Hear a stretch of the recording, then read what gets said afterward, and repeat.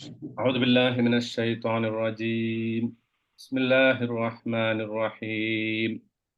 ذلك ليعلم أني لم أخنه بالغيب وأن الله لا يهدي كيد الخائنين. وما أبرئ نفسي إن النفس لأمارة بالسوء إلا ما رحم ربي إن ربي غفور رحيم. صدق الله العلي العظيم. بسم الله الرحمن الرحيم. الحمد لله والصلاة والسلام على رسول الله وعلى آله وصحبه أجمعين ومن تبعهم بإحسان إلى يوم الدين. ബഹുമാനരായ സഹോദരി സഹോദരന്മാരെ, അസ്സലാമു അലൈക്കും വറഹ്മത്തുള്ളാഹി വബറകാതുഹു. സൂറത്ത് യൂസുഫ് 52, 53 ആയത്തുകളാണ് നമ്മൾ ഇന്ന് പഠിക്കുന്നത്. കഴിഞ്ഞ ആഴ്ച ഞാൻ 52ാമത്തെ ആയത്തിനെ കുറിച്ച്, അത് ഇമ്രഅത്തുൽ അസീസ്, മിനിസ്റ്ററുടെ വൈഫ് പറയുന്നതായിട്ടാണ് വിശദീകരിച്ചത്. ഇന്ന് നമ്മൾ അത് ഒന്നുകൂടി പറയും. പക്ഷെ അതിനു മുമ്പ് ഈ രണ്ടായത്തുകളും യൂസുഫ് അലൈഹിസ്സലാമിന്റെ വാചകത്തിലൂടെ പറയുന്നതായിട്ട് നമ്മൾ ഇന്ന് മനസ്സിലാക്കണം. എന്തിനാണത്? Why we are quoting both the statements. I mean, one statement in the name of the minister's wife and the other statement in the name of Prophet Yusuf alayhi salam. Why it is important? നമുക്ക് അള്ളാഹുവിന് അവിടെ വേണമെങ്കിൽ പറഞ്ഞുകൂടായിരുന്നോ? കാല യൂസുഫ് എന്ന് വേണമെങ്കിൽ പറയാമായിരുന്നല്ലോ. കാല യൂസുഫ് അല്ലെങ്കിൽ കാലത്ത് ഇമ്രഅത്തുൽ അസീസ്, അങ്ങനെയായിരുന്നല്ലോ ഇതില് വേണ്ട. ഇതിന് തൊട്ട് മുമ്പ് തന്നെ കാലൽ മലിക്കു തൂനി ബിഹി, പിന്നെ വജാ അർ റസൂലു യൂസുഫ് അയ്യുഹ സിദ്ദീഖു. അപ്പോ അവിടെയൊക്കെ പിന്നെ കാലത്ത് തസ്റഊന സബ്അ സിനീൻ അങ്ങനെയൊക്കെ പറയുമ്പോൾ യൂസുഫ് അലൈഹി സ്വലാം തന്നെയാണ് പറഞ്ഞത്, അല്ലെങ്കിൽ ഇമ്രഅത്തുൽ അസീസ് ആണ് പറഞ്ഞത്. ഇതൊക്കെ നമുക്ക് വളരെ വ്യക്തമായിട്ട് അള്ളാഹ് പറഞ്ഞു കൊടുത്ത്, ഇവിടെ ഇതാരാ പറഞ്ഞത് എന്ന് പറയുന്നില്ല. സ്വാഭാവികമായിട്ടും എന്തുകൊണ്ട് അള്ളാഹു അത് പറഞ്ഞില്ല? ചില ഡോട്ട്സ് അള്ളാഹു കണക്ട് ചെയ്യാതെ വിട്ടിട്ടുണ്ട് എന്ന് നമ്മൾ തുടക്കത്തിൽ തന്നെ പറഞ്ഞത് അതുകൊണ്ടാണ്. ഇത് രണ്ടാളും പറഞ്ഞിരിക്കാൻ സാധ്യതയുണ്ട് എന്നുള്ളതാണ് ഒരു വ്യാഖ്യാനം. രണ്ടാളും പറഞ്ഞിരിക്കാൻ സാധ്യതയുണ്ട്. രണ്ടാളും രണ്ട് കോണ്ടെക്സ്റ്റിൽ, രണ്ട് സ്റ്റൈലിൽ പറഞ്ഞു എന്ന് മാത്രം. രണ്ടാളുടെയും പേഴ്സണൽ ആയിട്ടുള്ള ഒരു ഫീലിംഗ് വെച്ചിട്ട് ഇത് പറഞ്ഞു എന്നും നമുക്ക് മനസ്സിലാക്കാം. ഇടക്ക് എന്നോടാണോ സംസാരിക്കുന്നത്? അല്ല, ഓക്കെ. അപ്പോൾ ഇടയ്ക്ക് എന്നോട് ചോദിക്കാം, പക്ഷെ മറ്റ് സംസാരങ്ങൾ ഇല്ലാതാക്കണം കേട്ടോ. നിങ്ങൾക്ക് സംസാരിക്കണമെന്നുണ്ടെങ്കിൽ അൺമ്യൂട്ട് ചെയ്തിട്ട് സംസാരിച്ചോളൂ, കുഴപ്പമില്ല. പേര് വിളിച്ചിട്ടോ അല്ലെങ്കിൽ ഉസ്താദെന്ന് വിളിച്ചിട്ടോ ഒക്കെ പറഞ്ഞോളൂ. ഓക്കെ. എനിവേ, അപ്പം ഈ ഞാൻ പറഞ്ഞു വന്നത് അതാണ്. രണ്ടുപേരും ഇത് സംസാരിച്ചിരിക്കാൻ സാധ്യതയുണ്ട്. ഒരു വ്യാഖ്യാനം അതാണ്. രണ്ട്, ഇതിങ്ങനെ പറയാൻ കാരണം ഇതിന്റെ അകത്തുള്ള ഈ എന്നോടാ അതായത് പിന്നെ രണ്ടാളും പറഞ്ഞതായിട്ട് നമ്മൾ വ്യാഖ്യാനിച്ചാലും നമുക്ക് അതിൽ നിന്ന് മനസ്സിലാക്കിയെടുക്കാൻ പറ്റുന്ന പാഠങ്ങൾ ഒരുപാടുണ്ട്. അതും ഇതിന്റെ അള്ളാഹുവിന്റെ ഒരു ലക്ഷ്യമാണ്. നമ്മൾ രണ്ടു കൂട്ടരും ഇത്, അതായത് ആദ്യം ഇത് ഇമ്രഅത്തുൽ അസീസ് പറഞ്ഞതായിട്ട് മനസ്സിലാക്കിയാലും യൂസുഫ് അലൈഹി സ്വലാം പറഞ്ഞതായിട്ട് മനസ്സിലാക്കിയാലും അതിൽ രണ്ടിലും നമുക്ക് ഒരുപാട് പാഠങ്ങൾ, ജീവിതത്തിലേക്ക് വേണ്ട ഒരുപാട് പാഠങ്ങൾ ലഭിക്കുന്നുണ്ട്. എന്ന് മാത്രമല്ല, one of the most powerful statements in this Sura is here. ഈ 53ാമത്തെ ആയത്താണ് ഈ സൂറത്തിലെ വളരെ പവർഫുൾ ആയിട്ട് ഒരു സ്റ്റേറ്റ്മെന്റ്. അത് നമ്മൾ ശരിക്കും പഠിക്കാം കേട്ടാ. അതിൽ നിന്ന് ഒരുപാട് പാഠങ്ങൾ നമുക്ക് ലഭിക്കാനുണ്ട്. ഓക്കെ. അപ്പൊ ആദ്യം നമ്മൾ ഈ 52ാമത്തെ ആയത്ത് യൂസുഫ് അലൈഹി സ്വലാം പറഞ്ഞതായിട്ട് നമ്മൾ മനസ്സിലാക്കുകയാണെന്ന് വിചാരിച്ചോ. ഇതിൽ നമ്മൾ മനസ്സിലാക്കേണ്ട ഒരു പോയിന്റ് കൂടി ഉണ്ട്. അതായത് അധികം ആളുകളും പറഞ്ഞിരിക്കുന്നത്, അധികം മുഫസ്സിറുകളും പറഞ്ഞിരിക്കുന്നത് ഈ സ്റ്റേറ്റ്മെന്റുകൾ യൂസുഫ് അലൈഹി സ്വലാം പറഞ്ഞതാണ് എന്നുള്ളതാണ്. പക്ഷെ പേഴ്സണലി എനിക്ക് തോന്നുന്നത് ഇത് ആ ഇമ്രഅത്തുൽ അസീസ് പറഞ്ഞിരിക്കാനാണ് സാധ്യത. പക്ഷേ നമ്മൾ ഒരു അഭിപ്രായത്തെയും നമ്മൾ പിന്താങ്ങണ്ട. നമ്മൾ ഭൂരിപക്ഷം കൊടുത്തിട്ട് അല്ലെങ്കിൽ നമ്മുടെ ഒരു പേഴ്സണൽ ചോയ്സ് അതിൻ്റെ അകത്ത് എടുക്കണ്ട. രണ്ടും നമ്മൾ മനസ്സിലാക്കാം കേട്ടോ. രണ്ടും മനസ്സിലാക്കിയാൽ രണ്ടിലും നമുക്ക് വിശുദ്ധ ഖുർആനിന്റെ ഓരോ കോണ്ടെക്സ്റ്റിലും ലഭിക്കുന്ന പാഠങ്ങൾ ലഭിക്കുന്നുണ്ട്. അതുകൊണ്ട് നമ്മൾ we don't need to prefer one opinion on the other to the other. മറ്റതിനേക്കാളും ഓരോ അഭിപ്രായത്തിന് പ്രാധാന്യം കൊടുക്കേണ്ടതില്ല. ഓക്കെ. യൂസുഫ് അലൈഹി സ്വലാമാണ് ഇത് പറഞ്ഞത് എന്ന് വിചാരിക്കുമ്പോൾ ദാലിക്ക, അദ്ദേഹം പറയാണ്, ദാലിക്ക, അത്, അതായത് ഞാൻ ഈ പറഞ്ഞ സംഗതി, എന്ത്, ഈ കേസ് പുനർവിചാരണ നടത്തണം എന്ന് ഞാൻ പറഞ്ഞതിന്റെ ഉദ്ദേശം, അല്ലെ, ഈ സ്ത്രീകളെ വിളിച്ചിട്ട്, കൈമുറിച്ച സ്ത്രീകളെ വിളിച്ചിട്ട് അവരുടെ അവസ്ഥ എന്താണ് എന്ന് ചോദിക്കണം എന്ന് ഞാൻ പറഞ്ഞതിന്റെ ഉദ്ദേശം എന്താണെന്ന് വെച്ചാൽ, കാരണം ഇപ്പോ എന്താ സംഭവിച്ചത്? ഇപ്പൊ യൂസുഫ് അലൈഹി സ്വലാം അത് പറയുമ്പോഴേക്കും എന്തൊക്കെ സംഭവിച്ചു?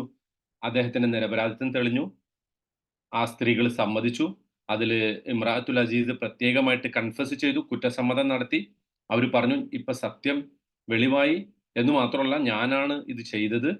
അദ്ദേഹം സത്യസന്ധരുടെ കൂട്ടത്തിൽ ഉൾപ്പെട്ട ആളാണ്, പൂർണ്ണമായിട്ടും അദ്ദേഹം സത്യവാനാണ്, ഹി ഈസ് സോ ട്രൂത്ത്ഫുൾ എന്നത് വളരെ വ്യക്തമായിട്ട് ഈ സ്ത്രീ പറഞ്ഞിരിക്കെ, പിന്നെ യൂസുഫ് അലൈഹിസ്സലാം തൻ്റെതായിട്ട് വ്യാഖ്യാനിക്കും. അപ്പോഴും ഇത് യൂസുഫ് അലൈഹിസ്സലാം ആരോട് പറഞ്ഞു, എപ്പോ പറഞ്ഞു, അതൊരു പ്രശ്നമാണ്. പ്രശ്നമല്ല, ആ കോണ്ടെക്സ്റ്റ് കൂടി നമ്മൾ മനസ്സിലാക്കണം. കാരണം ഇപ്പോഴും യൂസുഫ് അലൈഹിസ്സലാം ജയിലിൽ നിന്ന് പുറത്തു വന്നോ ഇല്ലേ?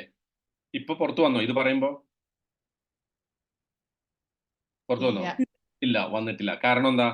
അത് എവിടെയും പറഞ്ഞിട്ടില്ല. എന്ന് മാത്രമല്ല, ഇതിന് ശേഷമുള്ള ആയത്തിൽ പറയാൻ പോകുന്നുണ്ട്, വഖാലൽ മലിക്കു തൂനി ബിഹി എന്ന് രണ്ടാമത് ഒരിക്കൽ കൂടി പറയുന്നുണ്ട്. ഈ 54-ാമത്തെ ആയത്തില് വഖാലൽ മലിക്കു തൂനി ബിഹി ഒരിക്കൽ കൂടി പറയുന്നുണ്ട്, അദ്ദേഹത്തെ കൊണ്ടുവരൂ എന്ന് പറഞ്ഞാൽ ഇപ്പോഴും യൂസുഫ് അലൈഹിസ്സലാം ജയിലിൽ നിന്ന് പുറത്തു വന്നിട്ടില്ല. അപ്പൊ ഇപ്പോഴും അദ്ദേഹം ജയിലിന്റെ അകത്ത് തന്നെയാണ്.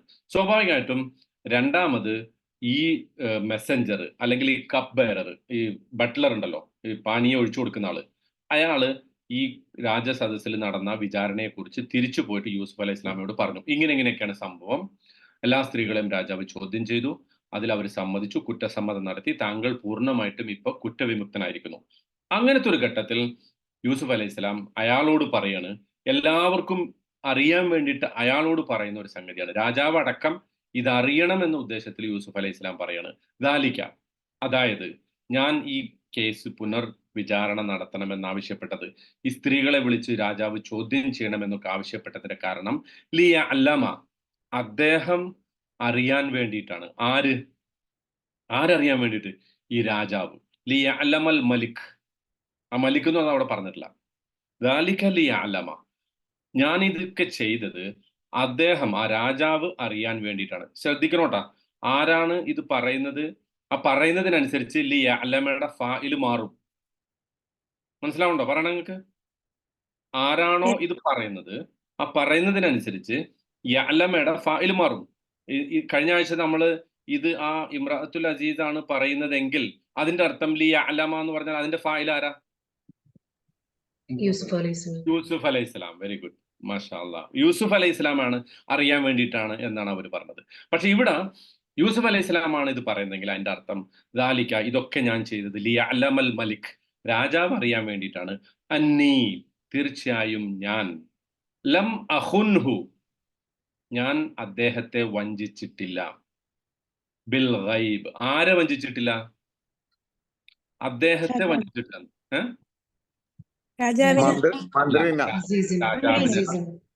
അസീസിനെ, അതെ, കറക്റ്റ്. ആ എന്റെ മാസ്റ്റർ ആയിരുന്നിട്ടുള്ള ആ മന്ത്രിയെ ഞാൻ വഞ്ചിച്ചിട്ടില്ല, ബിൽ ഗൈബ്, ബിൽ ഗൈബ്, അദൃശ്യത്തിൽ, അൺസീൻ, അദ്ദേഹത്തിന്റെ അഭാവത്തിൽ, അദ്ദേഹത്തിന്റെ ആ മന്ത്രിയുടെ അഭാവത്തിൽ അദ്ദേഹത്തെ ഞാൻ വഞ്ചിച്ചിട്ടില്ല. Which means what? I didn't do anything wrong to his wife. I didn't do any evil, I didn't even think of any evil with his wife. അതാണ് ആ ഉദ്ദേശം. അദ്ദേഹത്തിന്റെ ഭാര്യയോട്, പത്നിയോട് ഏതെങ്കിലും തരത്തിൽ മോശമായി പെരുമാറണമെന്ന് വിചാരിക്കുകയോ ഞാൻ ചെയ്തിട്ടില്ല. അതാണ് ലം അഹുൻഹു. ഖാന യഹൂനു എന്നുള്ളതാണ് അഹുൻ.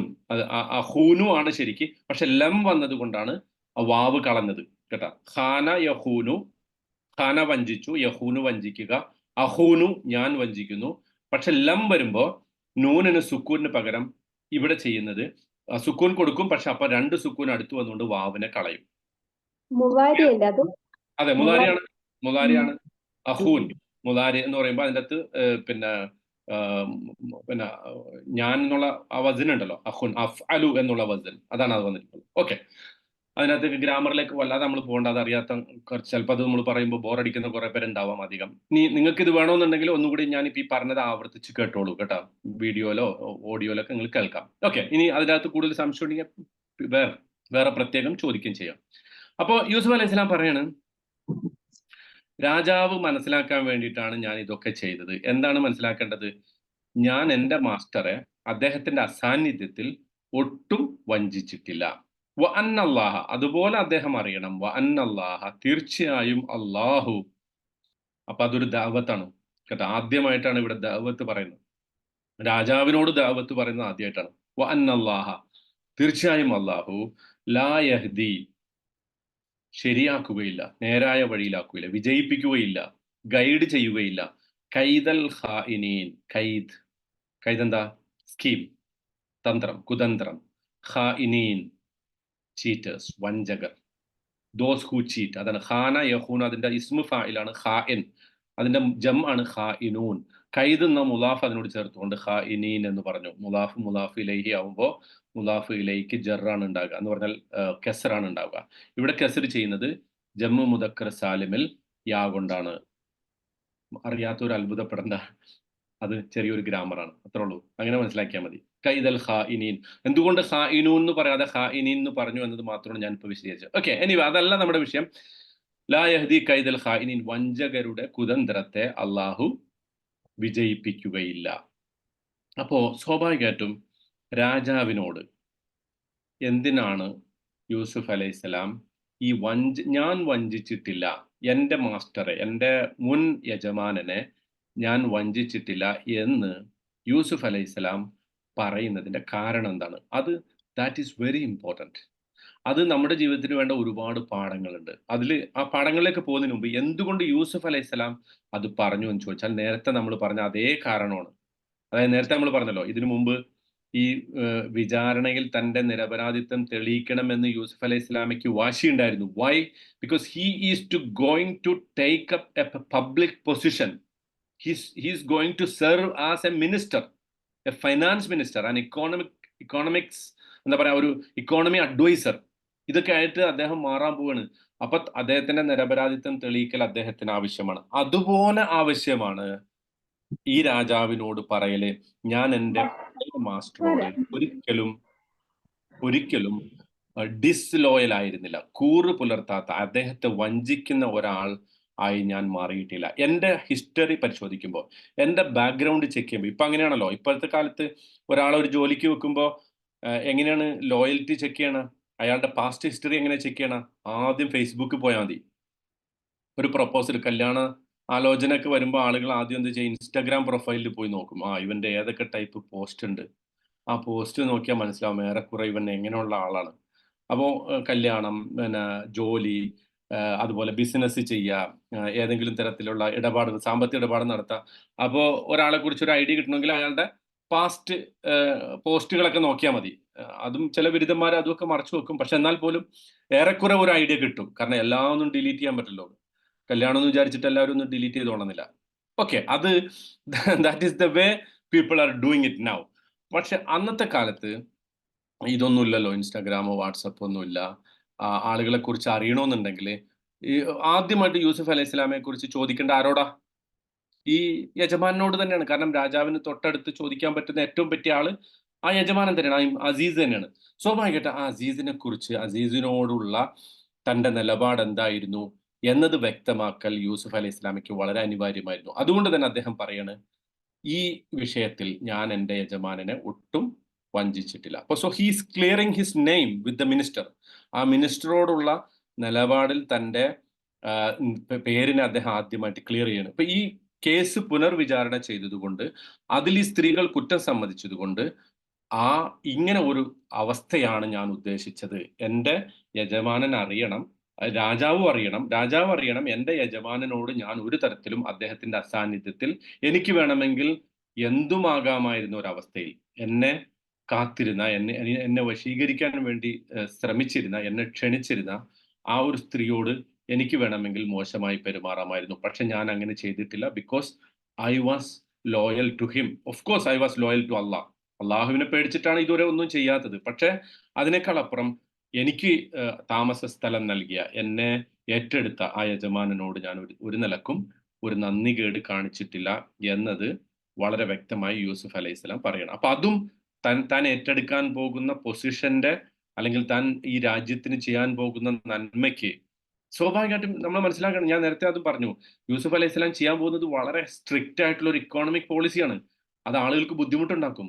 ബുദ്ധിമുട്ടുണ്ടാക്കുമ്പോൾ ആളുകൾ ഇങ്ങനത്തതൊക്കെ ചിക്കിച്ചകഞ്ഞ് കൊണ്ടുവരുമല്ലോ. വീണ്ടും ഈ കേസ് കുത്തിപ്പൊക്കി കൊണ്ടുവരും. അപ്പോഴൊക്കെ അവിടെ എല്ലാവരും വ്യക്തമായി മനസ്സിലാക്കണം. ഇത് നമ്മളോട് പറയുന്ന പാഠം എന്താന്ന് വെച്ചാല്, നമ്മള് ഏഹ് പിന്നെ ഏത് പൊസിഷനിലാവട്ടെ, നമ്മൾ ഏതൊരു അവസ്ഥയിലാവട്ടെ, നമ്മുടെ ജീവിതത്തിന്റെ കറകള് പറ്റാൻ സാധ്യതയുള്ള അവസരങ്ങളിൽ, കറകള് ജീവിതത്തിൽ പുരളാൻ സാധ്യതയുള്ള അവസരങ്ങളിൽ ഇങ്ങനെ ചിന്തിക്കാൻ നമുക്ക് സാധിക്കണം. ഒന്ന്, അള്ളാഹുവിനെ നമ്മൾ പേടിക്കണം.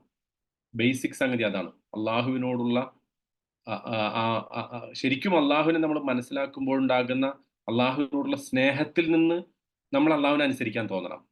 അങ്ങനെയുണ്ടല്ലോ. അള്ളാഹുവിനോടുള്ള പ്രണയത്തിൽ നിന്ന് നമുക്ക് അള്ളാഹുവിനെ അനുസരിക്കാൻ തോന്നണം. പ്രണയമുള്ളിടത്താണല്ലോ സമർപ്പണം ഉണ്ടാവുക. അല്ലെ? ഒരു ഏഹ്, ആദ്യമായിട്ട് പ്രേമിക്കുന്ന കാമുകി കാമുകന്മാർ അല്ലെങ്കിൽ ഭാര്യ ഭർത്താക്കന്മാർ എങ്ങനെ വേണമെങ്കിലും വെച്ചോളൂ. ഞാന് ഒരു ദീനി കോണ്ടെക്സ്റ്റിൽ മാത്രമല്ല അത് പറയുന്നത്. മൊത്തം ഭൗതിക ജീവിതത്തില്. തുടക്കത്തില് അവരെന്ത് ചെയ്യും? എന്തും സമർപ്പിക്കും അല്ലെ? എന്തും ചെയ്യും. മറ്റൊരാൾക്ക് വേണ്ടി എന്തും ചെയ്യും. കാരണം എന്താ? അവിടെ ഒരു പ്രണയമുണ്ട്, ഒരു സ്നേഹമുണ്ട്. ആ സ്നേഹത്തിൽ നിന്ന് എന്ത് വരും? സമർപ്പണം വരും. നമുക്ക് അള്ളാഹുവിനോടുള്ള ഉണ്ടാകേണ്ട സമർപ്പണം ഇങ്ങനെ ഒരു പ്രണയത്തിൽ നിന്നാണ്. അള്ളാഹുവിനോട് നമുക്ക് പ്രണയമാണ് എന്നതിന്റെ അർത്ഥം നമ്മൾ അള്ളാഹുവിന് എന്തും സമർപ്പിക്കുന്നവരാകുന്നു എന്നുള്ളതാണ്.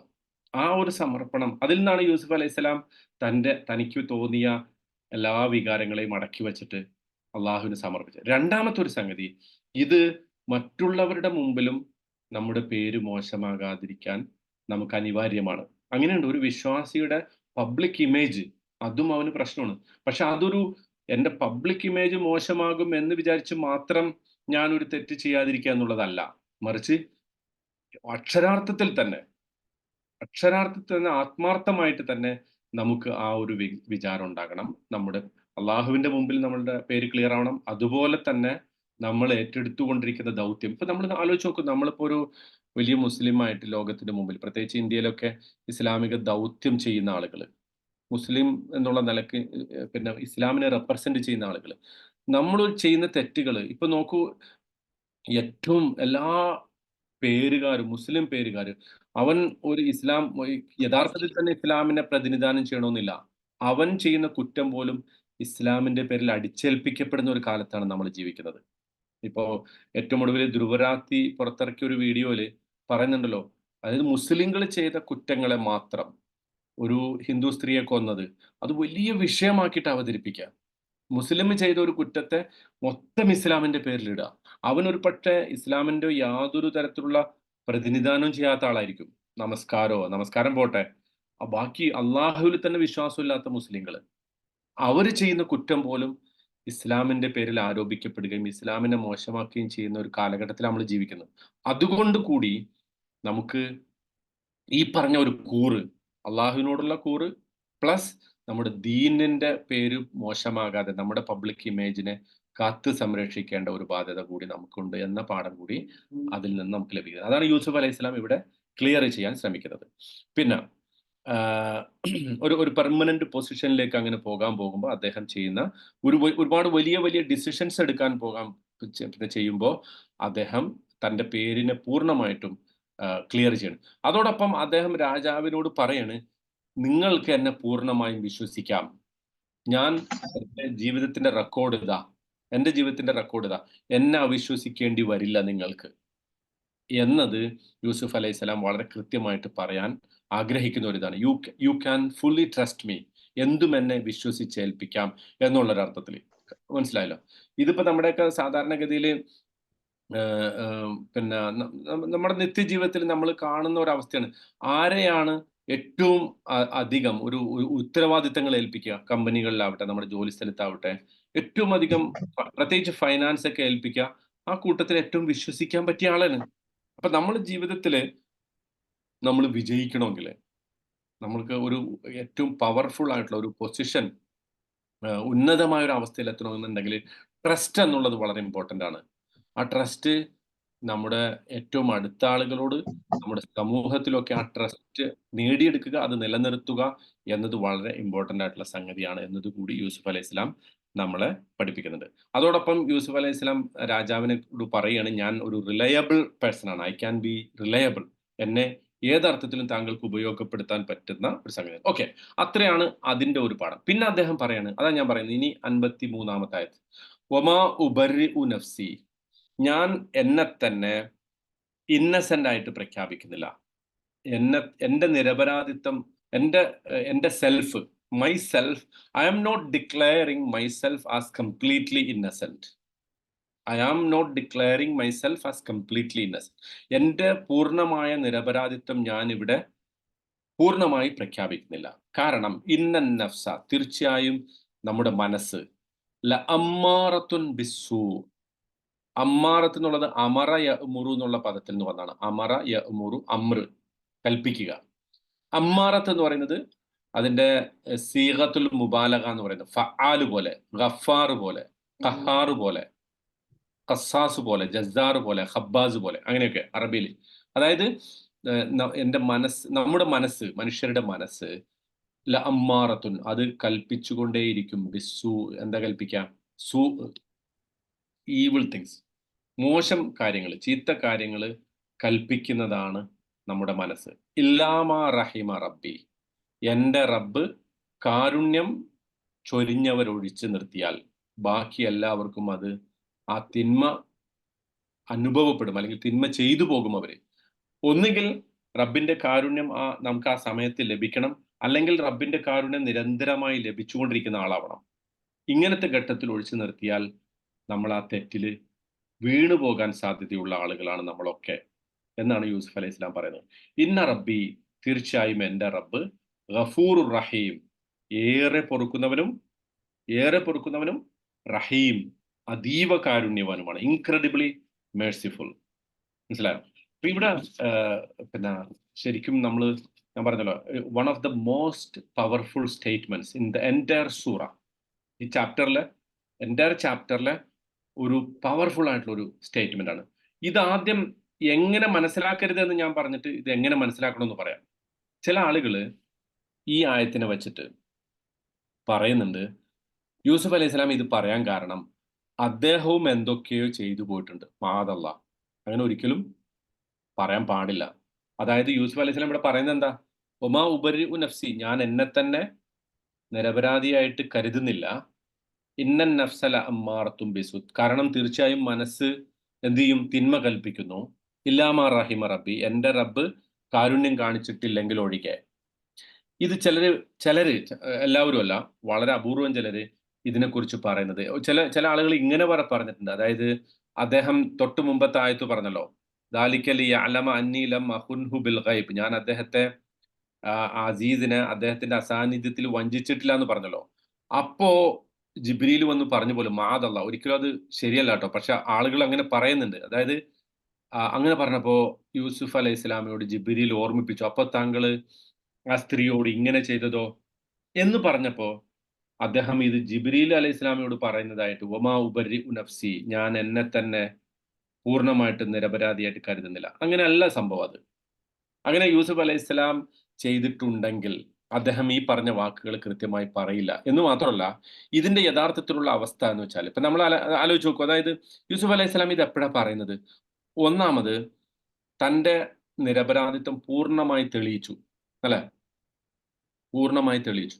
ആ സ്ത്രീ പൂർണ്ണമായും അവരുടെ ഉത്തരവാദിത്തം ഏറ്റെടുത്തു. എന്നിട്ട് ആ സ്ത്രീ തന്നെ സാക്ഷ്യം കൊടുത്തു. എന്ത് സാക്ഷ്യം കൊടുത്തു? ഇന്നഹു ലമിന സ്വാദിഖീൻ, അദ്ദേഹം പറയുന്നത് മുഴുവൻ സത്യമാണ് എന്ന് ആ സ്ത്രീ പറഞ്ഞു കഴിഞ്ഞു.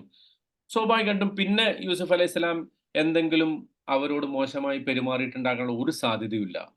അങ്ങനത്തെ ഒരു സാധ്യത ഇല്ലായിരിക്കെ അത് യൂസുഫ് അലൈഹി സ്വലാമിൽ ആരോപിക്കുന്നത് വളരെ ഗുരുതരമായ അബദ്ധമാണെന്ന് മാത്രമല്ല, ശിക്ഷിക്കപ്പെടുന്ന തെറ്റായിട്ട് മാറും അങ്ങനെ യൂസുഫ് അലൈഹി സ്വലാമിൽ അത് ആരോപിച്ചാൽ.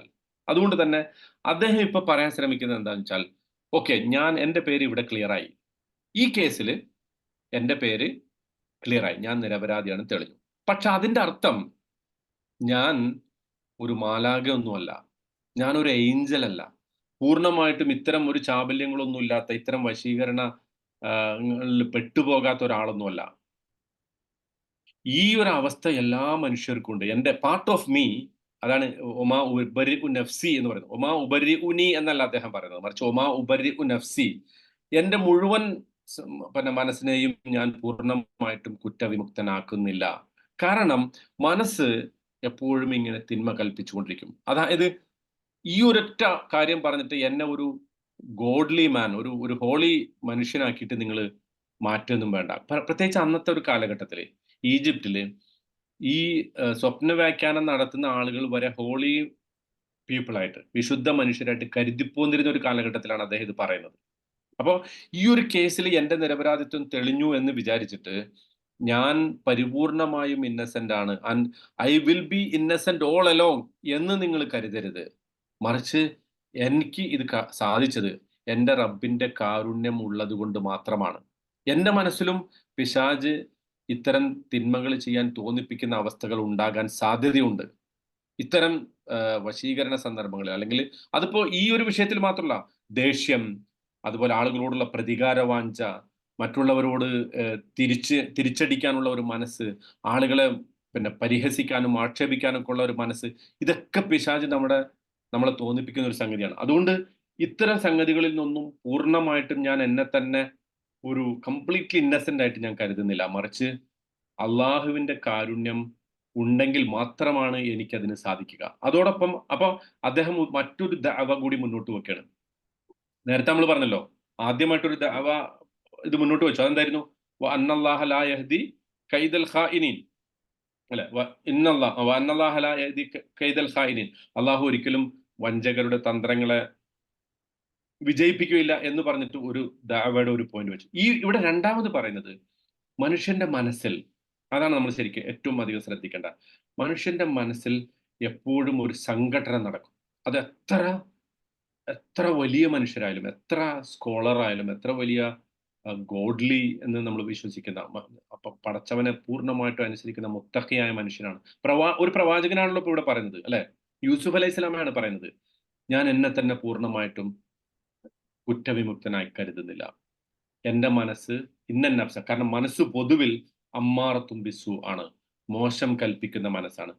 ഇതിനെക്കുറിച്ച് നമ്മൾ പറയുമ്പോൾ മനസ്സിനെ കുറിച്ച് പല ഘട്ടങ്ങൾ പറയുന്നിടത്ത് പണ്ഡിതന്മാർ ഈ ഒരു മനസ്സിനെ കുറിച്ച് പറയുന്നുണ്ട്. അതായത് മനുഷ്യന്റെ മനസ്സ് പല രൂപത്തിലാണ്. ഒന്ന്, ആദ്യത്തെ മനസ്സിന്റെ ഒരു രീതിയാണ് ഇത് അമ്മാറത്തും ബിസു, അതിങ്ങനെ തിന്മ കൽപ്പിച്ചുകൊണ്ടിരിക്കും. അപ്പോ അതിന് വഴങ്ങി കൊടുക്കുന്ന ആളുകൾ അവിടെ പരാജയപ്പെട്ടു.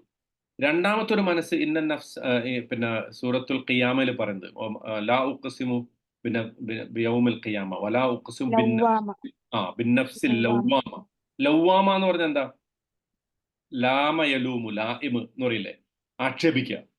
അതായത് ഒരു തെറ്റ് ചെയ്യുമ്പോൾ, ഞാനത് ചെയ്തു പോയല്ലോ, അത് ചെയ്യരുതായിരുന്നു എന്ന് നമ്മൾ ആക്ഷേപിക്കുന്ന മനസ്സ്, അതാണ് നഫ്സ് ലവ്വാമ. അപ്പോ ആദ്യത്തെ നഫ്സ് അമ്മാറ, തിന്മ കൽപ്പിക്കുക, എപ്പോഴും തിന്മ കൽപ്പിച്ചുകൊണ്ടിരിക്കുക.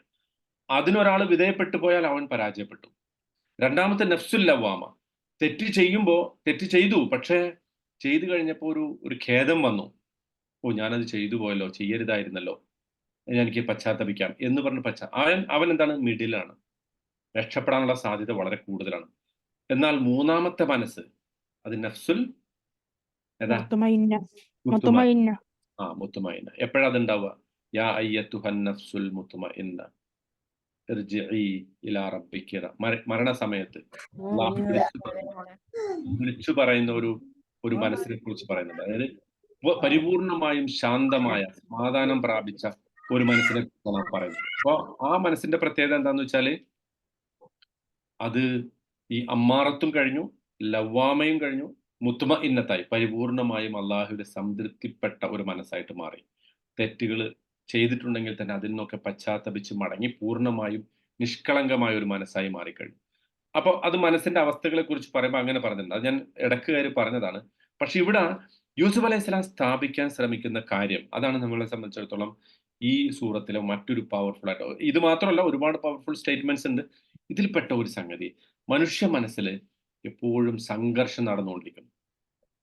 നമ്മുടെ മനസ്സിന്റെ ഒരു പാർട്ട് എപ്പോഴും തിന്മ കാണുമ്പോൾ അതിലേക്ക് പോയിക്കോളൂ, അത് നോക്കിക്കോളൂ, അത് ചെയ്തോളൂ, അത് പിന്നെ ആ ഹറാമ് അത് ഭക്ഷിച്ചോളൂ, ഇത് കണ്ടോളൂ, ഇത് കേട്ടോളൂ, ഇതിങ്ങനെ പറഞ്ഞോളൂ, ഇങ്ങനെ നമ്മളെ പ്രേരിപ്പിച്ചുകൊണ്ടിരിക്കും.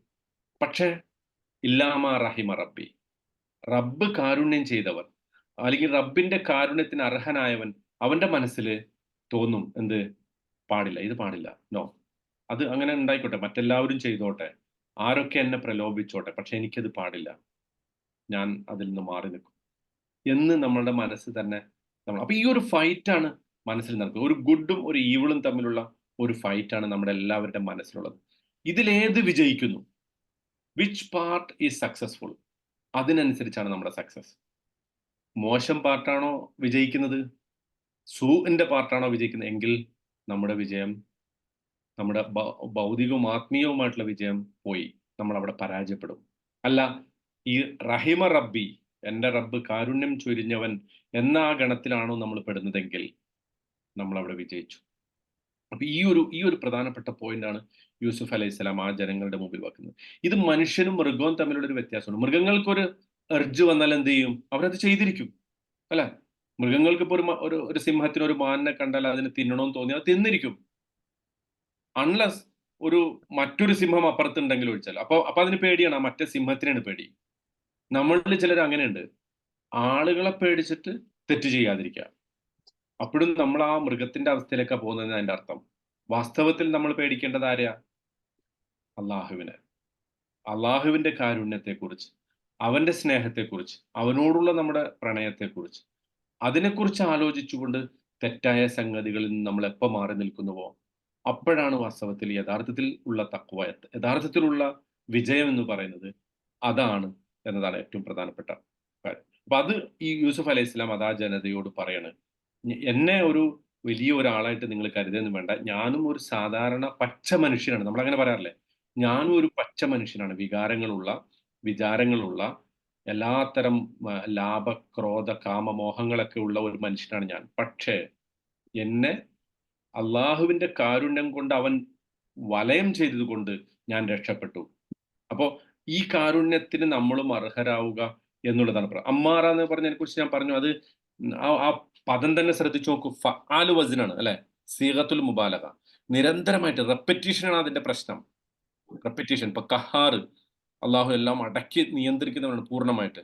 ആ അറബിയിൽ തന്നെ ചില പദങ്ങൾ അങ്ങനെ വന്നിട്ടുണ്ട്. ഇപ്പൊ കസാസ് എന്ന് പറഞ്ഞാൽ ഈ ബുച്ചറാണ്. കസ എന്ന് പറഞ്ഞാൽ മുറിച്ചു, നമ്മൾ പറഞ്ഞില്ലേ, കിസ്സസ് എന്ന് മുറിച്ചു എന്ന് അതിന്റെ അർത്ഥം, അല്ലെങ്കിൽ പിന്തുടർന്നു.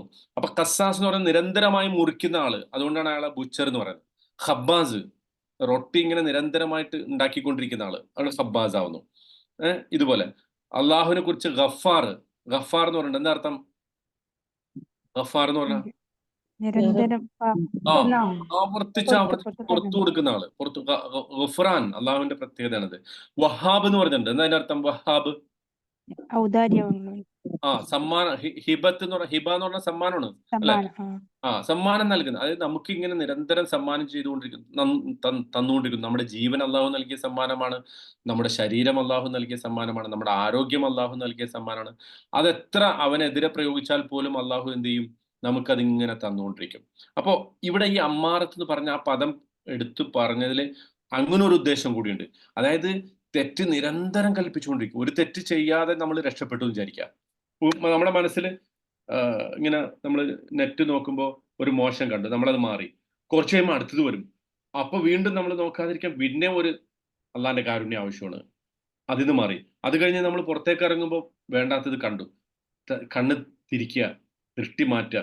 ഇങ്ങനെ ചിലപ്പോൾ ചിലതിനോട് ദേഷ്യം തോന്നി, ആ ദേഷ്യത്തിൽ നമ്മൾ മാറി, അപ്പൊ അടുത്ത സംഗതി അതിൽ ദേഷ്യം, ഒരാളോട് റിവഞ്ച്, വേറൊരാളോട് അസൂയ, ഇങ്ങനെ മോശം വികാരങ്ങൾ, വളരെ ഈവിൾ ആയിട്ടുള്ള തോട്ട്സ് നമ്മുടെ മനസ്സിൽ നിരന്തരം ആര് ഉൽപ്പാദിപ്പിച്ചുകൊണ്ടിരിക്കും, ആര് കൽപ്പിച്ചുകൊണ്ടിരിക്കും? പിശാച് കൽപ്പിച്ചുകൊണ്ടിരിക്കും. ഇത് നമ്മുടെ മനസ്സിന്റെ ഒരു പ്രത്യേകതയാണ്, അതിന്റെ ഒരു സവിശേഷതയാണ്. പക്ഷേ അതിനെ മറികടക്കാൻ നമ്മൾ അള്ളാഹുവിന്റെ കാരുണ്യത്തിൽ അഭയം തേടണം. അതാണ് ഇല്ലാമാ റഹിമ റബ്ബി. It does not stop. Ramadan വന്നു, അപ്പൊ നമുക്ക് കുറച്ച് മാറി നിൽക്കാൻ തോന്നി. പക്ഷെ റമദാൻ കഴിയുമ്പോഴോ പഴയതിനേക്കാളും ആവശ്യത്തിൽ ഒരു പക്ഷേ ആളുകൾ തെറ്റിലേക്ക് പോകുന്നത് കാണാം.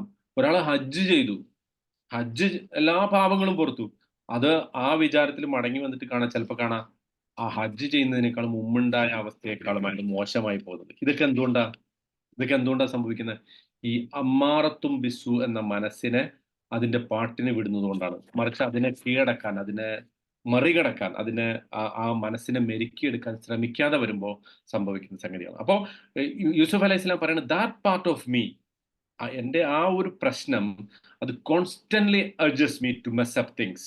എപ്പോഴും എങ്ങനെ നിരന്തരമായിട്ട് എന്നോട് കൽപ്പിച്ചുകൊണ്ടിരിക്കുന്നു മോശം ചെയ്യാൻ വേണ്ടി. അതിനകത്ത് മൃഗീയ വികാരങ്ങൾ. ഇപ്പൊ നമ്മൾ നോക്കൂ, ഭൗതിക ലോകത്ത് ഈ പടച്ചോനിൽ വിശ്വാസമൊന്നും ഇല്ലാത്ത ആളുകൾ അവരാണ് ഏറ്റവും കുറ്റം ചെയ്ത. ഈ അടുത്ത് ഞാൻ വായിച്ച ഒരു ലേഖനത്തിലും ഒരു പുസ്തകത്തിലും അതിങ്ങനെ ആവർത്തിച്ച് പറയുന്നുണ്ട്. ഈ നിങ്ങൾ തന്നെ വാട്സാപ്പിലൊക്കെ ചില മെസ്സേജ് കണ്ടിരിക്കും. ഈ ഈ ഒരു നന്മയും തിന്മയും തമ്മിലുള്ള ഒരു സംഘട്ടനത്തെക്കുറിച്ച്. ഏതൊരു മുനിയുടെ ഒരു സാമിയുടെ ഭാഷയിലൊക്കെ അത് പറയുന്നുണ്ട്. അതായത് ലോകത്തെല്ലാവരും സമ്മതിക്കുന്ന ഒരു സംഗതിയാണിത്. നമ്മുടെ മനസ്സിൽ ഈ ഒരു സംഘട്ടനം നടക്കുന്നുണ്ട്. ഒരു ഗുഡും ഈവിളും, ഗുഡ് ആൻഡ് ബാഡ്, ഇത് തമ്മിലുള്ള ഒരു സംഘട്ടനം നടക്കുന്നുണ്ട്.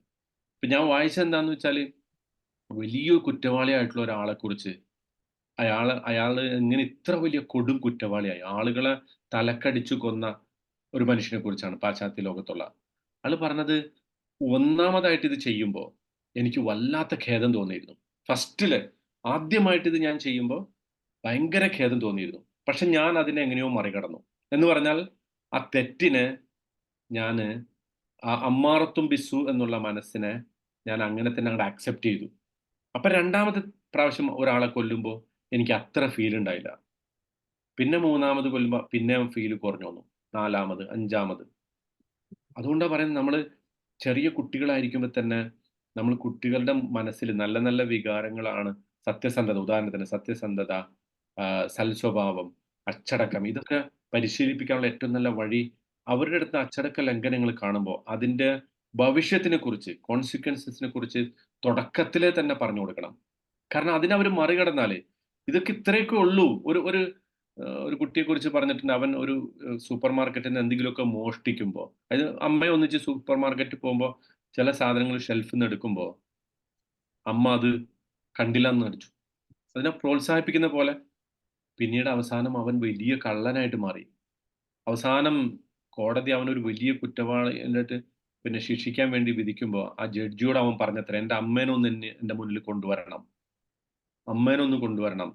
എന്തിനാണ്? എന്നിട്ട് അമ്മ എത്തിയപ്പോ അമ്മയുടെ ചെവി കടിച്ചെടുത്തു എന്നാ പറയുന്നത് അവൻ. എന്നിട്ട് പറയാണ്, ആ സന്ദർഭത്തിൽ ഞാൻ ചെറുപ്പത്തിലെ സൂപ്പർ മാർക്കറ്റുകളിൽ നിന്ന് ഇങ്ങനെ മോഷ്ടിക്കുമ്പോൾ എന്റെ അമ്മ എന്നെ തടഞ്ഞിരുന്നുവെങ്കിൽ ഞാൻ ഇത്ര വലിയൊരു കള്ളനാകുമായിരുന്നില്ല എന്ന് അവൻ പറഞ്ഞു എന്നാ പറയുന്നത്. ഇതൊക്കെ നിങ്ങൾ വായിച്ചിട്ടുണ്ടാവും, നിങ്ങളൊക്കെ കേട്ടിട്ടുണ്ടാവും പല രൂപത്തിൽ. എന്ന് പറഞ്ഞാൽ നമ്മള് ഈ ഈ മനസ്സിന്റെ അവസ്ഥ എത്ര ചെറിയ ആളുകളിലും വലിയ ആളുകളിലും ഒക്കെ ഉണ്ടാവും. പക്ഷെ അതിനെ മറികടക്കാനുള്ള ഒരു അവസ്ഥയെക്കുറിച്ച് നമ്മൾ സ്വയം തന്നെയും നമ്മളോട് ബന്ധപ്പെട്ട നമ്മുടെ കീഴിലുള്ള നമ്മൾ സംസ്കരണത്തിന് ഉത്തരവാദികളായ ആളുകളോടും ഇത് പറഞ്ഞു കൊടുക്കണം എന്നുള്ളതാണ്. അപ്പോ ഏറ്റവും വലുത് പ്രശ്നം ഇപ്പൊ യൂസുഫ് അലൈഹി സ്വലാം തന്നെ പറയുന്നുണ്ടല്ലോ, വൈല്ല തസ്രിഫ് അന്നി കൈദഹുന്ന അസ്ബു ഇലൈഹിന്ന വ അക്കും മിനൽ ജാഹിലീൻ. അല്ലെ? എന്താ അതിന്റെ അർത്ഥം? എന്താ അതിന്റെ അർത്ഥം? വൈല്ല തസ്രിഫ് അന്നി കൈദഹുന്ന, അവരുടെ തന്ത്രങ്ങളിൽ നിന്നും എന്നെ നീ ആ, തെറ്റിച്ചില്ലെങ്കിൽ തെറ്റിച്ചില്ലെങ്കിൽ അസ്ബു ഇലൈഹിന്ന, ഞാൻ നാം അവരിലേക്ക് ചാഞ്ഞു അവരിലേക്ക് പോയേക്കും. ചാഞ്ഞു. വ അക്കും മിനൽ ജാഹിലീൻ, ഞാൻ അവിവേകികളിലേക്ക് അവിവേകികളിൽ പെട്ടുപോകുകയും. ഉൾപ്പെട്ടു പോകും. എനിക്കും ജഹാലത്ത് ബാധിക്കും. യൂസുഫ് അലൈഹിസ്സലാം ഒരു പ്രവാചകനായിരിക്കെ അദ്ദേഹം പറഞ്ഞ സംഗതിയാണത്. അപ്പോ ഇത് എല്ലാ മനുഷ്യരിലും ഉണ്ട്. നമ്മൾ ഒരാളെ കുറിച്ചും അതാണ് വലാ തുസക്കു അംഫുസക്കും എന്ന് അള്ളാഹ് നമ്മളെ കുറിച്ച് പറഞ്ഞു. നിങ്ങൾ ഓരോരുത്തരും ഞാൻ വലിയൊരു സംസ്കാര സമ്പന്നനാണ്, ഞാൻ വലിയൊരു ഒരു തെറ്റും ചെയ്യാത്ത നിഷ്കളങ്കനായ മനുഷ്യനാണ് എന്ന് ആരും സ്വയം തന്നെ കരുതുകയും ചെയ്യരുത്. കാരണം ഈ ഒരു അവസ്ഥ ഏത് സമയത്തും ഉണ്ടാവാം. അതുകൊണ്ടാണ് നമ്മൾ ചിലപ്പോഴൊക്കെ ചില ഇപ്പോ ഈ രാഷ്ട്രീയക്കാര് പലപ്പോഴും ശ്രമിക്കാറുണ്ട്. ഇപ്പോ നമ്മുടെ നാട്ടില് നമ്മുടെ ആളെ തന്നെ എടുത്തു നോക്കാം. മൂപ്പര് പിന്നെ ക്ഷേത്രത്തിൽ പോയിട്ട് പൂജിക്കുന്നു. പിന്നെ വാട്ടറിന്റെ അടിയിൽ പോയിട്ട്, അല്ലെ, വെള്ളത്തിന്റെ അടിയിലുള്ള ക്ഷേത്രം പോയിട്ട് പൂജിക്കുന്നു. എന്നാ അങ്ങേർക്ക് ഇതിലൊന്നും ഒരു വിശ്വാസവും ഇല്ല. പക്ഷെ എന്തിനാ അത് ചെയ്യുന്ന? ആളുകളുടെ മുമ്പില് ഞാന് സ്വയം തന്നെ ഒരു വലിയ എന്നെ എന്നെ ആളുകൾ പൂജിച്ചോളണം, എന്നെ ആളുകൾ വലിയ വിശുദ്ധനായി കരുതിക്കൊള്ളണം എന്നൊരു കൺസെപ്റ്റിൽ നിന്നാണ് ഉണ്ടാവണം. ആ കൺസെപ്റ്റിനെ ഖുർആൻ നിരാകരിക്കുകയാണ്. നിങ്ങൾ എത്ര വലിയ മനുഷ്യനായാലും ഈ പറയുന്ന ഒരു മനസ്സ് നിങ്ങളുടെയൊക്കെ ഉള്ളിലുണ്ട്. പക്ഷെ ആ മനസ്സിനെ മറികടക്കാൻ നിരന്തരമായ പരിശ്രമം നിങ്ങളിൽ നിന്ന് ആവശ്യമാണ്. ഇപ്പോ അദ്വാനിനെ കുറിച്ച്, രഥയാത്രയൊക്കെ നടത്തി വലിയ ആളായിട്ടുള്ള ആളാണ് അദ്വാനി, എൽ.കെ. അദ്വാനി. അയാളെക്കുറിച്ച് അയാളുടെ മരുമകൾ പറഞ്ഞ ഒരു സ്റ്റേറ്റ്മെന്റ് ഉണ്ട്. ഈ രഥയാത്രയ്ക്ക് പോകുമ്പോ അദ്ദേഹത്തിന് ഈ കൃഷ്ണന്റെയും രാമന്റെയും ഒക്കെ വിഗ്രഹങ്ങൾ ആളുകൾ സ്വർണ്ണത്തില് സ്വർണത്തിലുണ്ടാക്കിയ ചെറിയ ചെറിയ വിഗ്രഹങ്ങൾ കൊടുത്തു പോലും. അദ്ദേഹം ഈ രഥയാത്രയൊക്കെ കഴിഞ്ഞു വന്നപ്പോ വീട്ടിലെന്നപ്പോ ആ വിഗ്രഹങ്ങളൊക്കെ ഉരുക്കി വലിയ സ്വർണത്തിന്റെ ആഭരണങ്ങളാക്കി മാറ്റി എന്നാ പറയുന്നത്. അതായത് സ്വന്തം ദൈവത്തെക്കുറിച്ചുള്ള അവരുടെ വിശ്വാസത്തിന്റെ ഒരു കോലമാണത്. എന്ന് പറഞ്ഞാൽ ഇതൊക്കെ അവർക്ക് രാഷ്ട്രീയമായ പൊളിറ്റിക്കൽ ആയിട്ടുള്ള പിന്നെ നേട്ടത്തിന് വേണ്ടി അവർ ചെയ്യുന്ന സംഗതികളാണ് ഇതൊക്കെ. അപ്പൊ ഇതുപോലെ ആകാൻ പറ്റില്ല ഒരു വിശ്വാസി. വിശ്വാസിയെ സംബന്ധിച്ചിടത്തോളം എത്ര വലിയ ഒരു ഉന്നതമായ സാംസ്കാരിക അവസ്ഥയിലെത്തിയാലും സ്വന്തത്തെ വിചാരണ ചെയ്തുകൊണ്ടിരിക്കുന്ന, സ്വന്തം മാനസികാവസ്ഥയെക്കുറിച്ച് മനസ്സിലാക്കിക്കൊണ്ടിരിക്കുന്ന ഒരു അവസ്ഥ അവൻ ഉണ്ടാകണം.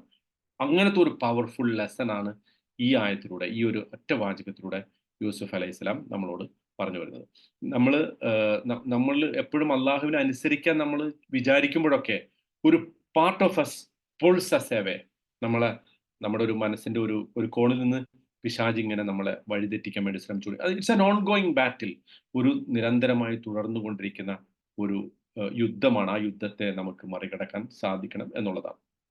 ഓക്കെ, ഇനി അള്ളാഹു സുബ്ഹാനഹു തആല നമ്മുടെ മനസ്സിൽ ഇട്ട് തരുന്ന ഒരു വെളിച്ചമാണ് ഈ ഇല്ലാമ റഹിമ റബ്ബി എന്ന് പറയുന്നത്. അതായത് അവന്റെ കാരുണ്യം പ്രത്യേകമായിട്ട് നമുക്ക് വേണം.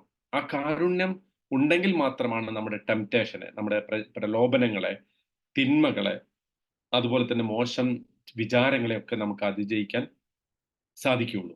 ഈ ഒരു ഫൈറ്റ് അള്ളാഹുവിന്റെ വേണ്ടി നമ്മൾ നടത്തണം എന്നാണ് അള്ളാഹു ആഗ്രഹിക്കുന്നത്.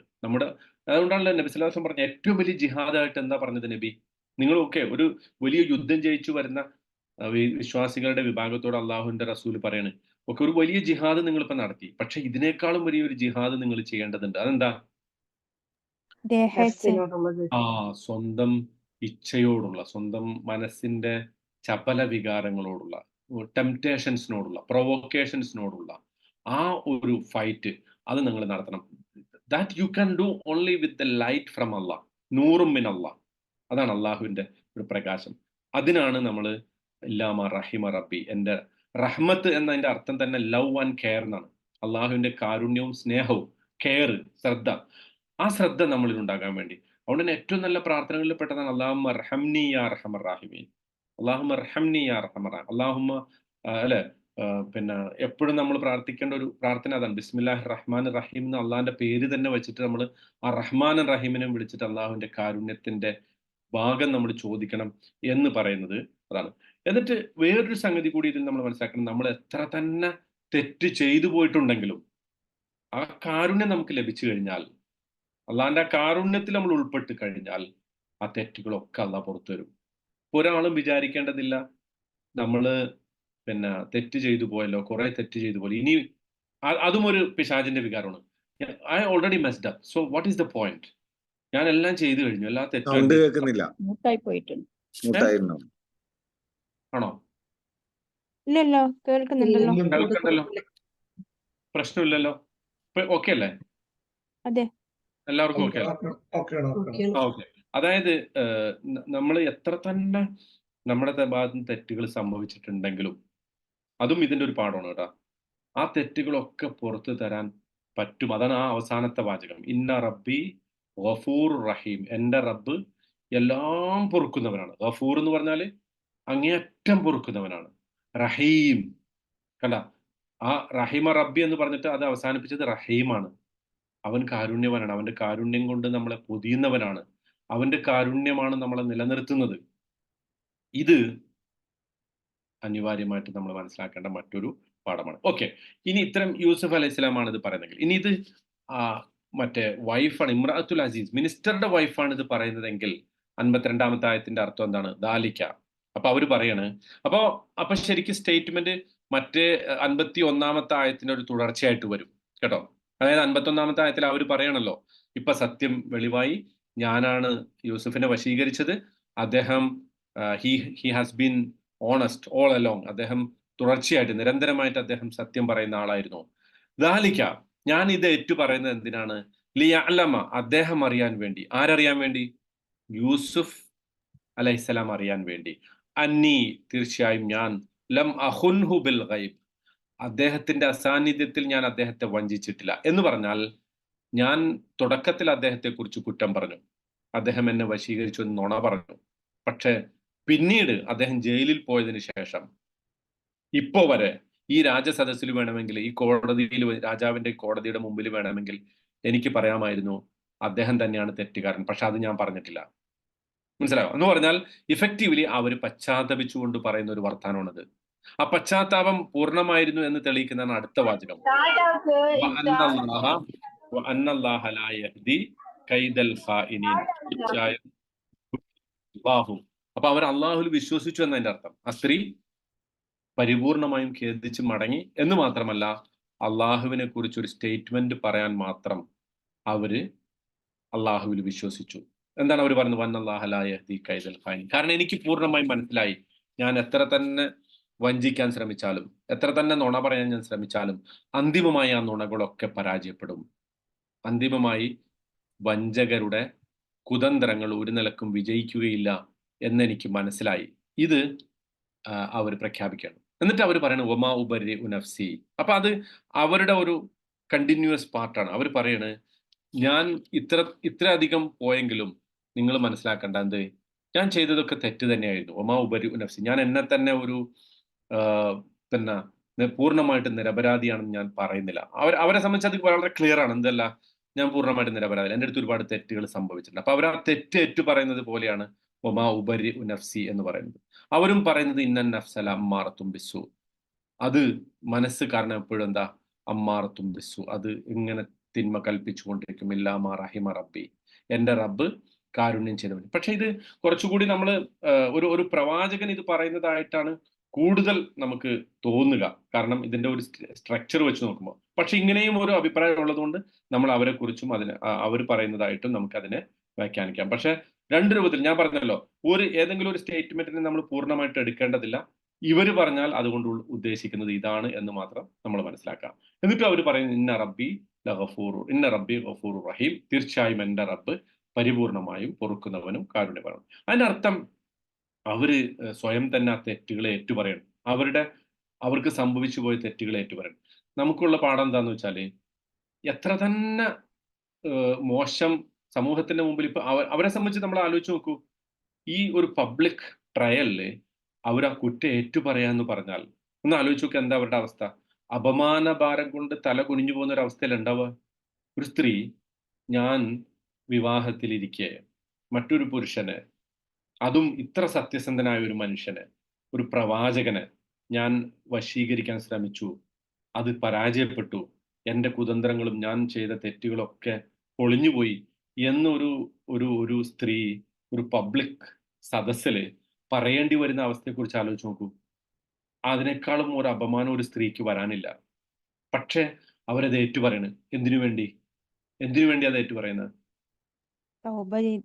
തൗബ ചെയ്യാൻ. വെരി ഗുഡ്, മാഷാ അല്ലാഹ്. അതാണ് അതായത് നമ്മൾ അള്ളാഹുവിന്റെ മുമ്പില് ഭൗതികമായ കാര്യങ്ങളുടെ പേരിൽ തൗബ ചെയ്യാതിരിക്കരുത് എന്നുള്ളതാണ്. എന്ന് പറഞ്ഞാൽ അതിന്റെ അർത്ഥം എല്ലാം പബ്ലിക്കായിട്ട് പറയണമെന്നല്ല. പബ്ലിക്കായിട്ട് പറയേണ്ട ഒരു അവസ്ഥ അവർക്ക് വന്നു, അതുകൊണ്ടാണ് അവർ പബ്ലിക്കായിട്ട് പറയുന്നത്. നമുക്ക് ചിലപ്പോൾ ഒരു പക്ഷെ രഹസ്യമായി പറഞ്ഞാൽ മതിയാവും. അല്ലെങ്കിൽ നമ്മൾ ആരോടാണോ തെറ്റ് ചെയ്ത് അവരോട് പറഞ്ഞാൽ മതിയാവും നമ്മുടെ തെറ്റുകൾ. തെറ്റാണെങ്കിൽ ഞാൻ തെറ്റ് ചെയ്തു പോയിട്ടുണ്ട് എന്നൊക്കെ പറഞ്ഞാൽ മതിയാവും. പക്ഷേ ഭൗതികമായ മോശം വിചാരിച്ചിട്ട്, അല്ലെങ്കിൽ ആളുകൾ എന്നെക്കുറിച്ച് എന്ത് വിചാരിക്കും എന്ന് വിചാരിച്ചിട്ട് തെറ്റിൽ തുടരരുത്.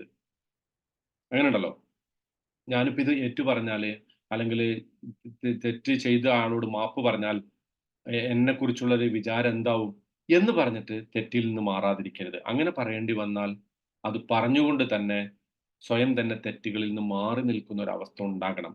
അവിടെയാണ് അള്ളാഹു സുബ്ഹാനഹു തആല പശ്ചാത്താപത്തിന്റെ ഏറ്റവും പൂർണ്ണമായ ഒരു അവസ്ഥയെക്കുറിച്ച് പറയുന്നത്. അതിനാണ് ഈ സ്റ്റേറ്റ്മെന്റ് ഇമ്രാത്തുൽ അസീസ്, മിനിസ്റ്ററുടെ വൈഫ് പറഞ്ഞതാണ് എന്ന് പറയുമ്പോൾ നമുക്ക് അതിൽ നിന്ന് ലഭിക്കുന്ന പാഠം അതാണ്. എന്താണ് അതിന്റെ പാഠം? ഏറ്റവും പ്രധാനപ്പെട്ട പാഠം, നമ്മൾ എത്ര തന്നെ തെറ്റ് ചെയ്തിട്ടുണ്ടെങ്കിലും അത് ഏറ്റുപറയേണ്ട ഒരു ഘട്ടം വന്നാൽ പറഞ്ഞ്, ഇനി അല്ല അള്ളഹാനോട് മാത്രം പറഞ്ഞാൽ മതിയെങ്കിൽ അങ്ങനെ പറഞ്ഞു. ഇവരെ സംബന്ധിച്ച് യൂസുഫ് അലൈഹി ഇസ്ലാമിയോടും അവർ പറഞ്ഞു, രാജാവിന്റെ മുമ്പിലും അത് പറഞ്ഞു, അള്ളാഹുവിനോടും അത് പറഞ്ഞു. അല്ലെ? 3 സ്ഥലത്തും അവരത് പറഞ്ഞു. അപ്പൊ അവരുടെ പശ്ചാത്താപം പൂർണ്ണമായി. നമ്മൾ ചിലപ്പോൾ ചില ആളുകൾ പറയും, ഇപ്പൊ ഒരാളോട് തെറ്റ് ചെയ്തിട്ടുണ്ടെങ്കിൽ അയാളോട് മാപ്പ് ചോദിക്കണം, ശരിയാണ്. പക്ഷെ അയാളോട് മാത്രം മാപ്പ് ചോദിച്ചാൽ പോരാ, അള്ളഹാനോടും അത് പറയണം. മനസ്സിലായോ? ലാമ റഹിമ റബ്ബി ഇന്ന റബ്ബി ഗഫൂർ റഹീം. അപ്പൊ റബ്ബിനോട് കൂടി അത് ഏറ്റ് പറയണം എന്നുള്ളതാണ് ഏറ്റവും പ്രധാനപ്പെട്ട സാധ്യത. പ്രത്യേകിച്ച് അത് മാ- യൂസുഫ് അലൈഹിസ്സലാമെ എന്താ അത് മാത്രമല്ല ജനങ്ങളുടെ മുന്നിലും അത് സത്യം തെളിയിക്കണല്ലോ. ഇപ്പൊ നമ്മളിപ്പോ ഒരാളെ പറ്റിയിട്ട് ജനങ്ങളെ മുന്നെന്നാ പറഞ്ഞിട്ടുണ്ടെങ്കിൽ അത് ജനങ്ങൾക്കും മനസ്സിലാകുന്ന രീതിയിൽ നമ്മൾ അത് അവിടെ സത്യം തുറന്ന് കറക്റ്റ്. അതായത് ഇപ്പൊ പറയണമെന്നായിരിക്കും. ഒരാളെ നമ്മൾ പരിഹസിച്ചു, ആക്ഷേപിച്ചു, ഒരു സദസ്സിൽ വെച്ച് ആക്ഷേപിച്ചു എങ്കിൽ അതേ അതേ സദസ്സോ അതുപോലുള്ള ഒരു സദസ്സിലോ അത് തിരുത്തി പറയണം നമ്മൾ. ഇല്ലാത്തതാണ് പറഞ്ഞെങ്കിൽ ഒരു സദസ്സിൽ വെച്ച് ഒരാളെ പരിഹസിച്ചു ഇല്ലാത്തത് പറഞ്ഞിട്ട്, അല്ലെങ്കിൽ അയാളുടെ അഭിമാനത്തെ ക്ഷതപ്പെടുത്തി എങ്കിൽ അതേ സദസ്സിലോ അതുപോലത്തെ സദസ്സിലോ അത് ഏറ്റുപറഞ്ഞ് നമ്മൾ മാപ്പ് അപേക്ഷിക്കണം. അപ്പോൾ മാത്രമാണ് നമ്മുടെ ആ തെറ്റ് കഴുകിക്കളയാൻ നമുക്ക് സാധിക്കുകയുള്ളൂ. അതാണ്. അപ്പോൾ വി ഓൾ മെസ്സപ്പ്, നമുക്ക് എല്ലാവർക്കും ജീവിതത്തിൽ തെറ്റുകൾ സംഭവിക്കും. പക്ഷേ ആ തെറ്റുകൾ സംഭവിക്കുന്ന സന്ദർഭത്തിൽ അത് മനസ്സിലാകുന്ന നിമിഷങ്ങളിൽ നമ്മൾ എന്ത് ചെയ്യണം? അതിനെ പിന്നീട് അത് ആവർത്തിക്കാതിരിക്കാനും അതിൽ നിന്ന് പൂർണ്ണമായി മുക്തമാകാനും നമ്മൾ നിരന്തരം ശ്രമിച്ചുകൊണ്ടിരിക്കണം. കാരണം പിശാജ് നമ്മൾ എത്ര തന്നെ തഖ്വ ഉള്ള ആളായാലും, ഖുർആൻ എത്ര ഹിഫ്ദുള്ള ആളാണെങ്കിലും, ഖുർആൻ പഠിപ്പിക്കുന്ന ആളാണെങ്കിലും, വലിയ സ്കോളർ ആണെങ്കിലും, വലിയ ദീനി ആണ് എന്നൊക്കെ പറയുന്ന ആളാണെങ്കിലും, ഇവർക്കൊക്കെ എല്ലാവർക്കും ഒരു പ്രവാചകന് ഇത് പറയണമെന്നുണ്ടെങ്കിൽ മറ്റു മനുഷ്യരുടെ അവസ്ഥ നമ്മൾ പ്രത്യേകമായിട്ട് എടുത്തു പറയേണ്ടതില്ലല്ലോ. അപ്പോൾ ആ ഒരു ആ ഒരു കൺസിഡറേഷൻ, ആ ഒരു കെയർ, ആ ഒരു അറ്റൻഷൻ നമ്മുടെ ജീവിതത്തിൽ ഉണ്ടാകണം. ഈ സ്ത്രീയെ സംബന്ധിച്ചിടത്തോളം അവരത് ഏറ്റുപറയാൻ മാത്രമല്ല, അവരത് മനസ്സിലാക്കി, അവരത് ഇന്റേണലൈസ് ചെയ്തു. She understood it, she internalised it, and then she expressed it clearly in clear terms. പൂർണ്ണമായിട്ടും വളരെ വ്യക്തമായ വാചകങ്ങളിൽ അവരത് എടുത്തു പറഞ്ഞു. അപ്പം മറ്റു മനുഷ്യർ എന്നെ എങ്ങനെ കാണുന്നു എന്നത് അവർ അവിടെ പരിഗണിച്ചില്ല. അതുകൊണ്ടാണ് അവർ ഒമാ ഉപരി നഫ്സി, ഞാൻ എന്നെ തന്നെ ഒരു വിശുദ്ധയായിട്ട് ഞാൻ കരുതുന്നില്ല എന്ന് അവർ തുറന്നു പറയാൻ കാരണം. അതും ഒരു റിപ്പറ്റീഷനാണ് കേട്ടോ. അപ്പോൾ എൻ്റെ മനസ്സിൻ്റെ ഉള്ളിൽ ഇതെന്നെ ഇങ്ങനെ കുറ്റപ്പെടുത്തിക്കൊണ്ടിരുന്നു, അതുകൊണ്ടാണ് ഞാനിത് പേറ്റു പറയുന്നത് എന്നാണ് അവർ പറഞ്ഞതിൻ്റെ ഉദ്ദേശം. അപ്പോൾ നമ്മൾ നമ്മുടെ പാർട്ട് ചെയ്തു കഴിഞ്ഞാൽ, തെറ്റ് സംഭവിച്ചു കഴിയുമ്പോൾ നമ്മുടെ തെറ്റ് ഏറ്റു പറയുകയും അള്ളാഹുവിനോട് പശ്ചാത്തപിച്ച് പിന്നെ അള്ളാഹു അവന്റെ പാർട്ട് ചെയ്തോളും. അവൻ നമുക്ക് മാപ്പ് തരും, അവൻ നമ്മളോട് കാരുണ്യം ചൊരിയും. ഇന്ന റബ്ബി എന്ന് പറയുമ്പോൾ ശരിക്കും അവർ ആ കൃത്യമായിട്ടും വളരെ വ്യക്തമായിട്ട് ആ റബ്ബിനെ, അള്ളാഹുവിനെ സ്വന്തം മനസ്സിൽ കൊണ്ടുവരണം ആ സമയത്ത്. ഇന്ന റബ്ബി ഗഫൂർ റഹീം. നമ്മളും അള്ളാഹുവുമായിട്ട് തനിച്ചിരിക്കുന്ന സന്ദർഭത്തിൽ നമുക്ക് വിളിക്കാൻ സാധിക്കണം, ഇന്ന റബ്ബി, അല്ലെ, ഇന്ന റബ്ബി അനവ റബ്ബി, ഞാനും എൻ്റെ റബ്ബും തനിച്ചാകുന്ന സമയങ്ങൾ. ആ സമയങ്ങളാണ് ഏറ്റവും മനോഹരമായ സമയങ്ങളായിട്ട് നമുക്ക് മാറേണ്ടത്.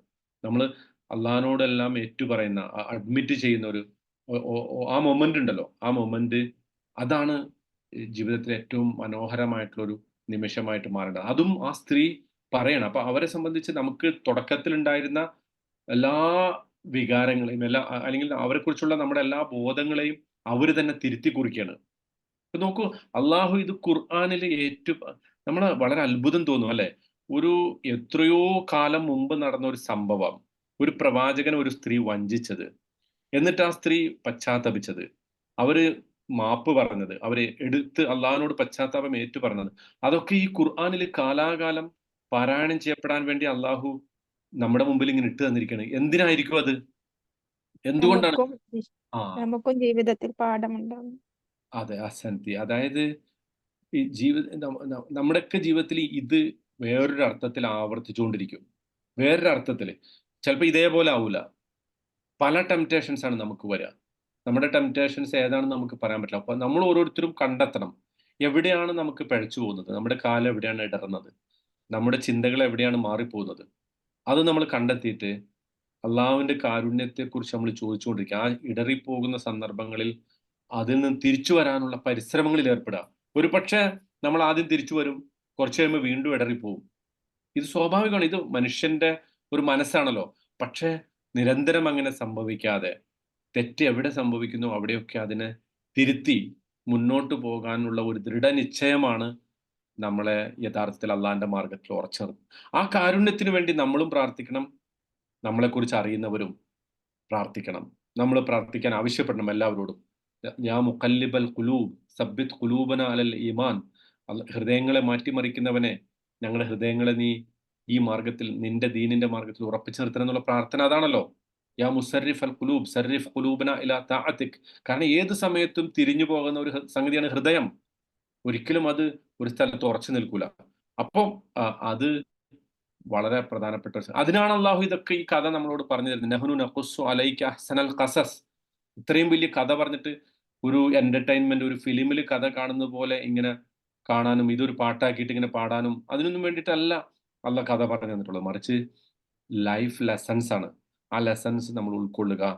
ഹൂഎവർ ടേൺസ് ബിറ്റ് ടു അള്ളാഹ്, കുറച്ചെങ്കിലും അള്ളാഹിന്റെ അടുത്തേക്ക് നമ്മൾ അടുത്താൽ അള്ളാഹു നമ്മളോട് അതിനേക്കാളും കൂടുതൽ അടുക്കും. പിന്നെ നമ്മുടെ ആ ഒരു ശാപം, ഒരു തെറ്റ് ചെയ്തു എന്ന് വിചാരിച്ച് എപ്പോഴും ആ തെറ്റിന്റെ ശാപം നമ്മളെ പിന്തുടരില്ല. മറിച്ച് നമ്മളതിൽ നിന്ന് ആ ശാപത്തെ നമ്മൾ പറിച്ചെറിയാൻ, തെറ്റിനെ നമ്മുടെ ജീവിതത്തിൽ നിന്ന് മാറ്റിയെറിയാൻ നമ്മൾ ദൃഢനിശ്ചയം ചെയ്തവരാണെങ്കിൽ തീർച്ചയായിട്ടും അള്ളാഹുവിന്റെ കാരുണ്യം നമ്മുടെ മേൽ ഉണ്ടാകും. ഇതാണ് വാസ്തവത്തില്.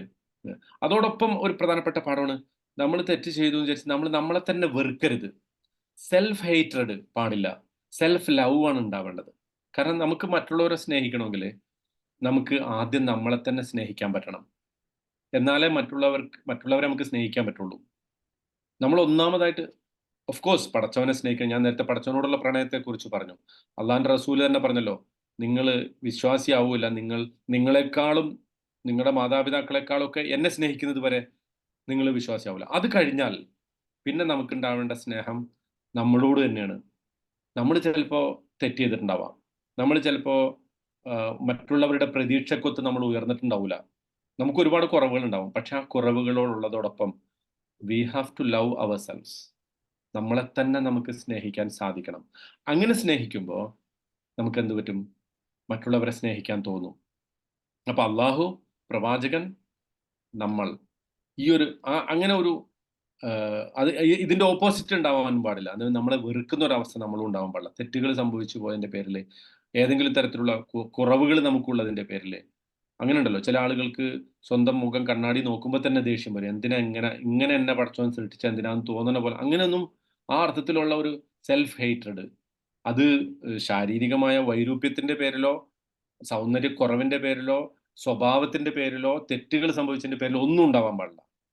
മറിച്ച് നമ്മളെ തന്നെ വിലമതിക്കുന്ന ഒരു അവസ്ഥ നമുക്കുണ്ടായാൽ മാത്രമാണ് മറ്റുള്ളവരെ നമുക്ക് വിലമതിക്കാനും സാധിക്കുക എന്നുള്ള ഒരു ഇതുണ്ട്. വേറൊരു പാഠം കൂടി അതുകൂടെ പറഞ്ഞിട്ട് നമ്മൾ അവസാനിപ്പിക്കാം. അതായത് അള്ളാഹു ഇങ്ങനെ എല്ലാവരും തെറ്റ് ചെയ്യുന്നവരൊക്കെ ശിക്ഷിക്കാൻ വേണ്ടി അങ്ങനെ അപ്പൊ ഇത് വായിക്കുമ്പോൾ ചിലപ്പോൾ നമുക്ക് അങ്ങനെ തോന്നാം, അല്ലെ? ഉമാ ഉപരി നഫ്സി ഇന്ന നഫ്സൽ അമ്മാർത്തും. എന്തിനാണ് ഈ തെറ്റ് കൽപ്പിക്കുന്ന ഒരു മനസ്സല്ല നമ്മൾ സൃഷ്ടിച്ചത്? അപ്പൊ നമ്മളൊക്കെ ശിക്ഷിക്കാൻ വേണ്ടിയല്ലേ? അപ്പോൾ ചില ആളുകൾ, പ്രത്യേകിച്ച് ഇന്നത്തെ കാലത്ത് ദീനൊന്നും വല്ലാതെ മനസ്സിലാക്കാതെ വഴിമാറി പോകുന്ന കുറെ കുട്ടികൾ അടക്കമുണ്ട്. ചെറിയ ചെറിയ കുട്ടികളടക്കം, അതായത് 18ഉം 20ഉം ഒക്കെ വയസ്സായ കുട്ടികളടക്കം നിരീശ്വരവാദത്തിന്റെ ഒക്കെ പിന്നാലുണ്ട്. അവർ ചോദിക്കുന്നത്, എന്തിനാണ് ഇപ്പൊ പടച്ചോൻ നരകം സൃഷ്ടിച്ചത്? നരകം അള്ളാഹ്ക്ക് സൃഷ്ടിക്കാതിരുന്നൂടെ? സ്വർഗം മാത്രം പോരെ? പിന്നെ എന്തിനാ അള്ളാഹ് നരകം സൃഷ്ടിച്ചത്? അള്ളാഹ് അതിന് മറുപടി പറയുന്നുണ്ട് ഖുർആനിലെ, മാ യഫ്അലുല്ലാഹു ബി അദാബിക്കും. നിങ്ങളെ ശിക്ഷിച്ചിട്ട് അള്ളാഹ്ക്ക് ഒരു നേട്ടവും കിട്ടാനില്ല. നിങ്ങളെ ശിക്ഷിച്ചിട്ട് അള്ളാഹുവിന് ഒരു നേട്ടവും കിട്ടാനില്ല. അതാണ് അള്ളാഹിന്റെ പോളിസി. ആരും ശിക്ഷിക്കാൻ വേണ്ടി അള്ളാഹു ഇങ്ങനെ കാത്തിരിക്കുന്നില്ല. നരകം ഇങ്ങനെ ഒരുക്കി വെച്ചിട്ട് ഇതിനകത്തേക്ക് പരമാവധി ആളുകൾ പോരട്ടെ എന്ന് പറഞ്ഞല്ല കാത്തിരിക്കുന്ന അള്ളാഹു. അള്ളാഹു അവന്റെ കാരുണ്യം കൊണ്ടാണ് കാത്തിരിക്കുന്നത്. ഇല്ലാമ റഹിമ റബ്ബി ഇന്ന റബ്ബി ഗഫൂറുർ റഹീം. ഖുർആനിൽ ആവർത്തിച്ച് പറയാണ്, റബ്ബ് അള്ളാഹു ഗഫൂറാണ്. കാനല്ലാഹു ഗഫൂറർ റഹീമ, ഇന്നല്ലാഹ ഗഫൂറുർ റഹീം. ഇതിങ്ങനെ ഇന്നല്ലാഹ യഗ്ഫിറു ദുനൂബ ജമീഅ ഇന്നഹു ഹുവൽ ഗഫൂർ റഹീം ആവർത്തിച്ച് പറയുന്നുണ്ട്. എന്ന് പറഞ്ഞാൽ തെറ്റ് ചെയ്യാൻ വേണ്ടിയിട്ടല്ല കാത്തിരിക്കുന്നത്. അള്ളാഹു കാത്തിരിക്കുന്നത് നിങ്ങൾ പശ്ചാത്തപിക്കുന്നുണ്ടോ എന്നല്ല. തെറ്റ് ചെയ്ത ആളുകൾ പശ്ചാത്തപിച്ച് മടങ്ങുന്നതാണ് ഒരു തെറ്റും ചെയ്യാത്ത ആളുകളെക്കാളും അള്ളാഹുവിന് ഇഷ്ടം എന്നുള്ളതാണ്. എങ്ങനെയാ? തെറ്റ് സംഭവിച്ചു പോയിട്ട് പശ്ചാത്തപിച്ച് മടങ്ങുന്നവരെയാണ് ഒരു തെറ്റും ചെയ്യാത്തവരെക്കാളും അള്ളാഹുവിന് ഇഷ്ടം എന്നുകൂടി നമുക്ക് ഹദീസുകളിൽ നിന്ന് കാണാൻ സാധിക്കും.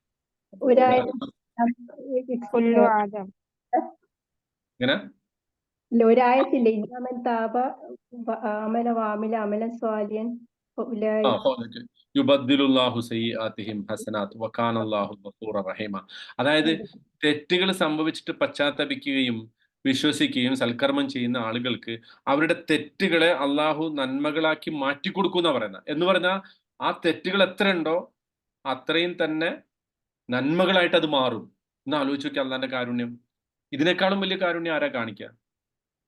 അതായത് തെറ്റ് ചെയ്തു പോയിട്ട് പശ്ചാത്തപിച്ച് പിന്നെ സൽക്കർമ്മം ചെയ്താല് നേരത്തെ ചെയ്ത തെറ്റുകളുടെ അത്ര എണ്ണം നന്മ വർദ്ധിക്കുമെന്ന്. അങ്ങനത്തെ ഒരു റബ്ബാണ് നമുക്കുള്ളത്. അല്ലാതെ ഒരു നരകം ഒരുക്കി വെച്ച് ഒരു വലിയ തീക്കുണ്ടാരം ഒരുക്കി വെച്ച് കാണുന്നവരൊക്കെ അതിൽ പിടിച്ചിടാൻ വേണ്ടി കാത്തിരിക്കുന്ന ഒരു റബ്ബല്ല ഉള്ളത്. ഒരു പ്രതീക്ഷയുള്ള സ്വർഗത്തിലേക്ക് നമ്മളെ ക്ഷണിക്കുന്ന, സ്വർഗം ഒരുക്കി വെച്ച് നമുക്ക് വേണ്ടി കാത്തിരിക്കുന്ന അങ്ങനത്തെ ഒരു റബ്ബാണ് നമുക്കുള്ളത് എന്ന ആ ഒരു വലിയ വിചാരമാണ് നമുക്ക് ഉണ്ടാവേണ്ടത്. അപ്പൊ നമുക്ക് ഇത് ഇന്ന് ഇവിടെ അവസാനിപ്പിക്കാം. നമ്മൾ രണ്ട് വ്യാഖ്യാനങ്ങളും പറഞ്ഞു. ഇനി അടുത്ത ആഴ്ച നമുക്ക് ഇൻഷാല്ലാ വീണ്ടും രാജാവ് യൂസുഫ് അലൈഹി ഇസ്ലാമെ അദ്ദേഹത്തിന്റെ അടുത്തേക്ക് വിളിക്കുകയും ഒക്കെ ചെയ്യുന്ന രംഗങ്ങളാണ്. അപ്പോൾ ഇതുവരെ പറഞ്ഞതിൽ എന്തെങ്കിലും ചോദിക്കാണെങ്കിൽ ചോദിച്ചിട്ട് ഒരു 5 മിനിറ്റ് കൊണ്ട് നമുക്ക് അവസാനിപ്പിക്കാം. ഉണ്ടോ? ഈ ഒരു ക്ലിപ്പ് എല്ലാവർക്കും പ്രചരിപ്പിക്കണം. ഇതെല്ലാവർക്കും ആവശ്യമായ ഒരു ക്ലാസ് ആയിരുന്നു. മാഷാ അല്ലാഹ്, ബറക്കല്ലാഹു ഫീക്കും. അതുപോലെ പിന്നെ അല്ല നമ്മള് പറയുന്നുണ്ട് 2 വഴി നമുക്ക് തന്ന് നന്മയും തിന്മയും ചെയ്യാനുള്ള സ്വാതന്ത്ര്യം തന്നു. മലക്ക് ഉള്ള നന്മ ചെയ്യാൻ മാത്രമുള്ള ഒരു ഇതല്ലേ കൊടുത്തിട്ടുള്ളൂ. അതുകൊണ്ട് നമ്മൾ നന്മ ചെയ്യുമ്പോൾ മലക്കുകളെയൊക്കെ ഉയരത്തിൽ മനുഷ്യരെത്തുന്നു എന്നുള്ളൊരു ഹദീസ് ഉണ്ടായിരുന്നല്ലോ. അതുണ്ട്. അതായത് നമ്മൾ അള്ളാഹുവിനെ അനുസരിക്കാനും അവനെ ധിക്കരിക്കാനുള്ള ഒരു സ്വാതന്ത്ര്യം നൽകി. എന്നിട്ട് നമ്മൾ ധിക്കാരം തിരഞ്ഞെടുക്കാതെ അനുസരണം തിരഞ്ഞെടുക്കുമ്പോൾ നമ്മുടെ പൊസിഷൻ, നമ്മുടെ പദവി മലക്കുകളെക്കാൾ ഉയർന്നു പോകുന്ന ഒരു അവസ്ഥ ഉണ്ടാകുക. ഇതാണ് അള്ളാഹു മനുഷ്യരെ സൃഷ്ടിച്ചപ്പോ മലക്കുകൾ പറഞ്ഞല്ലോ, എന്തിനാണ് റബ്ബെ ഭൂമിയിൽ കുഴപ്പമുണ്ടാക്കുന്ന രക്തം ചിന്തുന്ന മനുഷ്യരെ എന്തിനാ നീ ഉണ്ടാക്കണം ചോദിച്ചപ്പോ അള്ളാഹ് പറഞ്ഞെന്താ, ഇന്നി അലമു മാലാ തഅലമു, നിങ്ങൾക്കറിയാത്ത എനിക്കറിയാം. ആ പറഞ്ഞതിന്റെ ഉദ്ദേശം എന്താ? നന്മ കൊണ്ട്, അനുസരണം കൊണ്ട് നിങ്ങളെക്കാളും ഉയർന്ന് പോകാൻ ഇവർക്ക് കഴിയും. ഈ സംഗതി എനിക്കറിയാം. ഞാൻ ഇവർക്ക് കൊടുക്കുന്ന കഴിവുണ്ടല്ലോ, ആ കഴിവ് അവർ കൺസ്ട്രക്റ്റീവായിട്ട് ഉപയോഗിച്ചാൽ അവര് നിങ്ങളെ വരെ കടത്തി വെട്ടുന്ന അവസ്ഥയിലേക്ക് എത്തും എന്നത് എനിക്കറിയാം. ഇതാണ് അള്ളാഹു സുബ്ഹാനഹു വതആല പറഞ്ഞത്. ഓക്കെ, ശരി, നമ്മൾ അവസാനിപ്പിക്കാം. അള്ളാഹു സുബ്ഹാനഹു വതആല പരിശുദ്ധ ഖുർആൻ മനസ്സിലാക്കുകയും അത് ജീവിതത്തിൽ പകർത്തുകയും ചെയ്യുന്ന ആളുകളുടെ കൂട്ടത്തിൽ നമ്മൾ ഉൾപ്പെടുത്തി അനുഗ്രഹിക്കുമാറാകട്ടെ. നമ്മിൽ നിന്ന് വന്നു പോകുന്ന തെറ്റുകുറ്റങ്ങൾ അത് ബോധപൂർവമോ അല്ലാതെയോ മനഃപൂർവമോ അറിഞ്ഞോ അറിയാതെയോ ഒക്കെ ആയിട്ടുള്ള എല്ലാ തെറ്റുകളും അള്ളാഹു നമുക്ക് പുറത്ത് മാപ്പാക്കി പെരുമാറാകട്ടെ. അള്ളാഹുവിന്റെ മാർഗത്തിൽ അനുസരണയോടുകൂടി അവനോടുള്ള പ്രണയത്താൽ, അവനോടുള്ള കൂറിനാൽ അവനനുസരിക്കുന്ന അവനോടുള്ള ഏറ്റവും അധികം ഇഷ്ടം വെച്ച് പുലർത്തുന്ന ആളുകളുടെ കൂട്ടത്തിൽ അള്ളാഹു നമ്മൾ ഉൾപ്പെടുത്തി അനുഗ്രഹിക്കുമാറാകട്ടെ. അള്ളാഹു അവന്റെ കാരുണ്യം കൊണ്ട് നമ്മളെ വലയം ചെയ്യുമാറാകട്ടെ. തെറ്റ് ചെയ്യാൻ തോന്നുമ്പോൾ അള്ളാഹുവിന്റെ കാരുണ്യത്തെക്കുറിച്ചുള്ള ബോധം നമുക്ക് ഓർമ്മ വരുമ്പോൾ ആ തെറ്റിൽ നിന്ന് മാറി നിൽക്കാനും അങ്ങനെ അള്ളാഹുവിന്റെ മാർഗത്തിൽ മുന്നോട്ട് പോവുകയും ചെയ്യുന്ന ആളുകളുടെ കൂട്ടത്തിൽ അള്ളാഹു നമ്മൾ ഉൾപ്പെടുത്തി അനുഗ്രഹിക്കുമാറാകട്ടെ. പരിശുദ്ധ ഖുർആൻ നന്നായി പഠിക്കുകയും അത് ജീവിതത്തിൽ പകർത്തുകയും ചെയ്യുന്ന ആളുകളുടെ കൂട്ടത്തിൽ അള്ളാഹു നമ്മൾ ഉൾപ്പെടുത്തി അനുഗ്രഹിക്കുമാറാകട്ടെ. അല്ലാഹുമ്മ ജഅലിൽ ഖുർആനൽ അളീമ റബീഅ ഖുലൂബിനാ ونور صدورنا وجلاء همنا وذهاب أحزاننا وهمومنا ربنا تقبل منا إنك أنت السميع العليم وتب علينا إنك أنت التواب الرحيم آمين برحمتك يا أرحم الراحمين سبحان ربك رب العزة عما يصفون وسلام على المرسلين والحمد لله رب العالمين. السلام عليكم ورحمة الله وبركاته. وعليكم السلام.